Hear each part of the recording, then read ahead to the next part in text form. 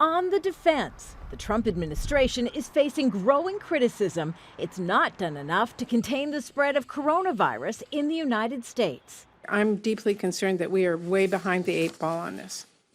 At a hearing on Capitol Hill on Tuesday, the U.S. Health and Human Services Secretary said development of a vaccine for the virus may still be a year away. He openly admitted the Trump White House needs $2.5 billion in emergency funding from Congress to fight the spread of the global outbreak.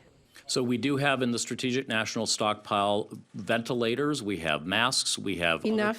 Well, of course not, or we wouldn't be asking for a supplemental to seek more money to procure more of that. Hours later, a top U.S. health official issued this ominous warning.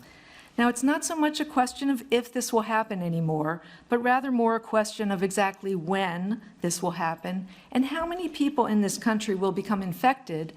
Now, even members of President Trump's own Republican Party are questioning a top U.S. border official about whether its efforts to contain the virus are even adequate. You can't tell us how many your models are anticipating.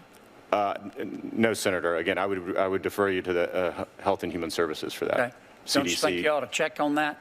Wrapping up a trip in India, President Trump insisted his administration is prepared and tried to downplay fears. You may ask about the coronavirus, which is very well under control in our country.